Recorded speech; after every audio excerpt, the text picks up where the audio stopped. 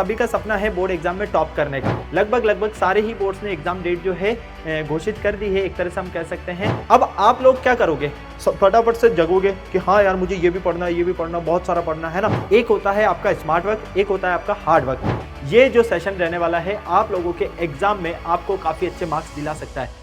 जय हिंद बच्चों, कैसे हो आप सभी। उम्मीद करता हूं सारे बच्चे स्वस्थ है, मस्त है और तंदुरुस्त है। तो आज लेकर आया हूं मैं आप सभी के लिए बहुत ही इंपॉर्टेंट सेशन। इस सेशन को आप लोग ध्यान से देखिएगा क्योंकि ये जो सेशन रहने वाला है आप लोगों के एग्जाम में आपको काफी अच्छे मार्क्स दिला सकता है। आप लोगों को सभी का सपना है बोर्ड एग्जाम में टॉप करने का। जैसा कि आप लोगों को पता है लगभग सारे ही बोर्ड्स ने एग्जाम डेट जो है घोषित कर दी है, एक तरह से हम कह सकते हैं। और सभी बच्चों के एग्जाम हम मान सकते हैं कि 15 फरवरी के लगभग से स्टार्ट हो रहे हैं। किसी के थोड़ा सा ऊपर है, किसी का नीचे है, इसी तरह से। ठीक है, अब आप लोग क्या करोगे, फटाफट से जगोगे कि हाँ यार मुझे ये भी पढ़ना है, ये भी पढ़ना, बहुत सारा पढ़ना है ना। और आप लोग जो है कहीं ना कहीं कंफ्यूज होते जाओगे कि सर पढ़ना चाह रहा हूँ लेकिन समझ में नहीं आ रहा, डिमोटिवेट हो रहा हूँ, मैं क्या करूँ, कैसे करूँ, इतना सब कुछ करना है। तो आप लोगों को परेशान होने की जरूरत नहीं है। देखो, दो तरह के काम होते हैं, एक होता है आपका स्मार्ट वर्क, एक होता है आपका हार्ड वर्क। जहां पर हार्ड वर्क करने की जरूरत होती है वहां पर हार्ड वर्क करना चाहिए, जो कि आपको स्टार्टिंग से करना चाहिए था। ठीक है, और काफी सारे बच्चों ने किया है, उनको बहुत बहुत शुभकामनाएं। जिन्होंने नहीं किया है तो भाई अब आप लोगों को स्मार्ट वर्क करने की जरूरत है। हार्ड वर्क वालों को भी कहना चाहूंगा मैं कि आप लोगों को भी स्मार्ट वर्क करने की जरूरत है। कैसे कर सकते हो भैया, टाइम कम है ना, कम टाइम में किस तरह से हम पढ़े कि हमारे ज्यादा मार्क्स आ जाए। ये बच्चा, हर एक बच्चा चाहता है, ये चीज हम कह सकते हैं कि हर एक बच्चा ये चीज चाहता है कि कम टाइम में ज्यादा से ज्यादा मार्क्स आ जाए। और मैथ एक ऐसा सब्जेक्ट है कि या तो इंटरेस्ट आता नहीं है और आता है तो बहुत ही जबरदस्त इंटरेस्ट आता है। तो आप लोगों के लिए लेकर आया हूं आज के इस सेशन में मैं यहाँ पर मोस्ट इंपॉर्टेंट चैप्टर्स। तो सबसे पहले तो आप लोगों को मैं बताने वाला हूँ मैथ के कौन कौन से आप लोगों की यूनिट्स रहने वाले हैं और लगभग कितने नंबर्स के रहने वाले हैं। इन यूनिट्स को आप लोगों को ध्यान से देखना है। जैसा कि आप लोगों को नजर आ रहा है यहाँ पर पहला यूनिट आता है आपका संख्या पद्धति। बोले तो पहला चैप्टर जो है ना आपका यहाँ पर उसी की हम बात कर रहे हैं। तो ये चैप्टर से क्वेश्चन आपके लगभग एग्जाम में 5 नंबर के मिलेंगे। अब देखो क्वेश्चंस जो है किस तरह से आते हैं। ये 5 नंबर ऐसा नहीं होता कि बड़े नंबर के ही 5 नंबर का क्वेश्चन आ गया, बड़े क्वेश्चन जो है वो 5 नंबर के आ गया, ऐसा नहीं भाई। इसमें से आपका एमसीक्यूज भी निकलेगा, इसमें से आपका 1 नंबर वाला क्वेश्चन भी निकलेगा, 2 नंबर वाला भी निकलेगा, 5 नंबर 4 नंबर वाला भी। इस तरह से जो है सीक्वेंस से चलता है हर एक यूनिट के नंबर्स का। ठीक है, ये ध्यान रखना। तो यहाँ से आप लोगों को बड़ा क्वेश्चन आना तो पॉसिबल नहीं है इस चैप्टर से। यहाँ से आप लोगों को 3 नंबर वाला क्वेश्चन भी मिल सकता है, 2 नंबर वाला भी मिलेगा, 1 नंबर वाला भी मिलेगा, ये ध्यान रख लेना। ठीक है, इसके बाद आता है बीजगणित। बीजगणित आप लोगों की कितने नंबर की है, 18 नंबर की। बीजगणित में कौन कौन से चैप्टर आते हैं, आपका बहुपद आता है, 2 चर वाले रेखिक समीकरण युग्म आते हैं। इसके अलावा अगर मैं इससे और आगे चलूं तो आपका द्विघात समीकरण भी आ जाता है और आपका समांतर श्रेणी भी आ जाता है। तो ये सारे चैप्टर्स इसके अंदर आते हैं जो कि बहुत ही इजी है। निर्देशांक ज्यामिति, ये जो है चैप्टर आप लोगों के लिए 5 नंबर का रहने वाला है। फिर आता है आपके पास में ज्यामिति, जो कि आप लोगों को पता है आप लोगों के लिए बहुत ही ज्यादा इंपॉर्टेंट है, 10 नंबर की। इसके बाद त्रिकोणमिति। त्रिकोणमिति में आपके पास 2 चैप्टर आते हैं, एक तो त्रिकोणमिति का परिचय और एक त्रिकोणमिति का अनुप्रयोग, जिसको हम ऊंचाई एवं दूरी के नाम से भी जानते हैं। ये चैप्टर आपके पास रहने वाला है 12 नंबर का। मेंसुरेशन, मेंसुरेशन आपके पास रहने वाला है 10 नंबर का। सांख्यिकी और प्रायिकता रहने वाली है आपकी 10 नंबर की। अब देखो, ये तो हुई बात यूनिट की। टोटल आपके पास 7 यूनिट है। कैसे आप 1 बाय 1 सारी यूनिट्स को कंप्लीट कर सकते हो और किन चैप्टर्स पर आपको सबसे ज्यादा फोकस करना है, तो मैं आप लोगों को बता देता हूं।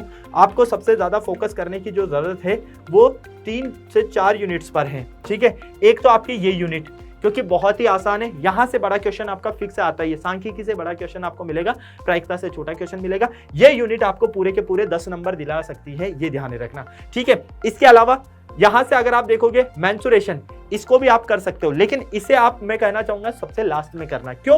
क्योंकि इससे पहले आप लोगों के लिए इजी पार्ट है आपका निर्देशांक ज्यामिति।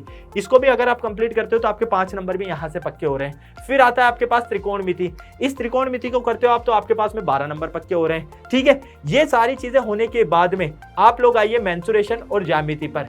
इन यूनिट्स को आपको ध्यान से करना है, क्योंकि ये यूनिट्स है, ये दोनों यूनिट्स आप लोगों के लिए बहुत ही ज्यादा इजी रहने वाली है एग्जाम में। ठीक है, द्विघात समीकरण से रिलेटेड क्वेश्चन आएगा, आप फट से कर लोगे। ठीक है, 2 चर वाले रेखिक समीकरण से क्वेश्चन आएगा, फट से कर लोगे। समांतर श्रेणी से क्वेश्चन आएगा, फट से कर लोगे, क्योंकि इजी चैप्टर्स है। चाहे आपके पास में संख्या पद्धति है ना, पहला जो चैप्टर है आपका रियल नंबर वास्तविक संख्या है, उससे क्वेश्चन आ जाए, आप कर लोगे, क्योंकि ये यूनिट सबसे इजी यूनिट है, सबसे इजी यूनिट है ये आप लोगों की। और जहां पर बच्चा सबसे ज्यादा कंफ्यूज होता है ना, बच्चे को जो हार्ड लगती है ना, एक तो बच्चे को ये वाली हार्ड लगती है यूनिट, ठीक है, और कुछ बच्चों को ये वाली यूनिट भी हार्ड लगती है। ये दोनों यूनिट्स आप लोगों को सबसे ज्यादा जो है टाइम देना है इन पर। देखो जो इजी यूनिट्स है पहले उनको फ्री कर लो, क्योंकि उससे क्या होगा कि जैसे जैसे एग्जाम के पास जाओगे तो आपका जो स्ट्रेस है ना वो कम होता जाएगा। आपको लगेगा कि हाँ यार मुझे इतना सारा पार्ट जो है ये तो समझ में आ गया, इतने सारे चैप्टर्स मैंने कर लिए हैं, मतलब अब मैं जो है एग्जाम के लिए प्रिपेयर हूँ, बस मुझे ये ध्यान रखना है कि आगे मेरे नंबर कैसे इंक्रीज करूँ। क्योंकि आप लोगों का टारगेट जो है ये होना चाहिए कि पहले आप 50+ मार्क्स कैसे ला रहे हो, है ना। सबसे पहले आप लोग स्टार्ट करो कि 50+ कैसे ला रहे हो, फिर इस 50 को 60 पर ले जाओ, फिर इस 50 को क्या करो 60 पर ले जाओ, है ना, फिर 60 से 70। तो इस तरह से आप लोग जो है आगे बढ़ो, इससे आप लोगों का 1 बाय 1 सारी चीजें क्लियर रहेगी। मोस्ट इंपोर्टेंट चैप्टर्स की अगर हम इसके आगे बात करते हैं तो देखो सांख्यिकी, जैसा कि मैंने आप लोगों को बताया है, यहाँ से एग्जाम में एक बड़ा क्वेश्चन मिलेगा आप लोगों को, है ना, जो कि आपका 4 से 5 नंबर का क्वेश्चन रहने वाला है। दूसरे नंबर पर आता है आपका त्रिकोणमिति, यहाँ से भी आप लोगों को बड़ा जो है क्वेश्चन मिलने वाला है एग्जाम में। फिर पृष्ठीय क्षेत्रफल और एवं आयतन, यहां से भी बहुत सी बार जो है देखा गया है कि बड़ा क्वेश्चन आता है।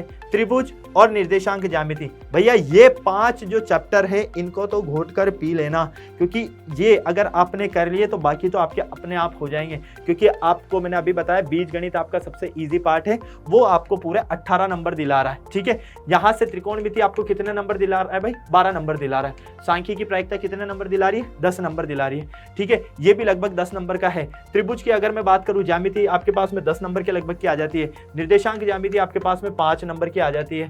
तो भैया ये त्रिभुज ये आपका जो है 6 से 7 नंबर का पार्ट कवर कर देगा। तो आप लोगों को इस सीक्वेंस को ध्यान रखना है, इन चैप्टर्स को आप लोग फटाफट से करना शुरू कर दो, क्योंकि ये हो गए तो समझ लो आपने सारे काम आसानी से कर लिए। रही बात बीज गणित की, तो बीज गणित में आप लोगों को ये ध्यान रखना है कि आप लोगों के कौन कौन से चैप्टर्स बीज गणित में आ रहे हैं। बहुपद एकदम इजी चैप्टर है, अगर आपने बहुपद कंप्लीट किया तो बहुपद के साथ में मैं आपसे कहना चाहूंगा, बहुपद के साथ में आपका द्विघात समीकरण भी हो जाएगा, क्योंकि दोनों एक दूसरे से रिलेट करते हैं, ठीक। 2 चर वाले रेखिक समीकरण में आपको सिर्फ कंडीशंस पर फोकस करना है कि प्रतिच्छेदी रेखाएं कब मिलती है, समांतर रेखाएं कब मिलती है, संपाती रेखाएं कब मिलती है। ये चीजें आपको पता चल गई तो आपका काम यहाँ पर भी आसान हो जाएगा। ग्राफ बनाना आपको वहां पर आना चाहिए, ठीक है। और समांतर श्रेणी की अगर बात की जाए तो समांतर श्रेणी में या तो आपसे nवा पद पूछेगा या n पदों का योगफल पूछेगा, इसके अलावा तो कुछ नई चीज पूछ नहीं सकता है, जो कि आपको बहुत अच्छे से आता है। और यहां से जो आपके ऑब्जेक्टिव क्वेश्चन है वो बिल्कुल बराबर मिलने वाले हैं, ये भी ध्यान रख लेना,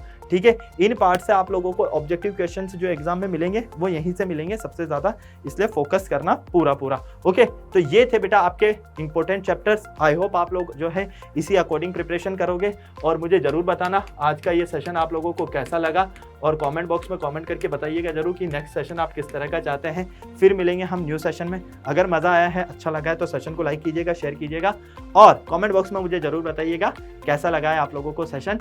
और इसके अलावा मैं एक बात और कहना चाहूँगा, बोर्ड एग्जाम आ गए हैं, सीरियसली पढ़ाई करना शुरुआत कर दो अब, है ना, टाइम वेस्ट मत करो, क्योंकि ये जो 50 दिन है, ये 50 दिन आपके क्लास 10th बोर्ड का जो है रिजल्ट डिसाइड करने वाले हैं। तो इन 50 दिन में आपको जी जान सब लगाकर पूरा झोंक देना है अपने आप को। और एक बार फिर से बेस्ट ऑफ लक सभी को।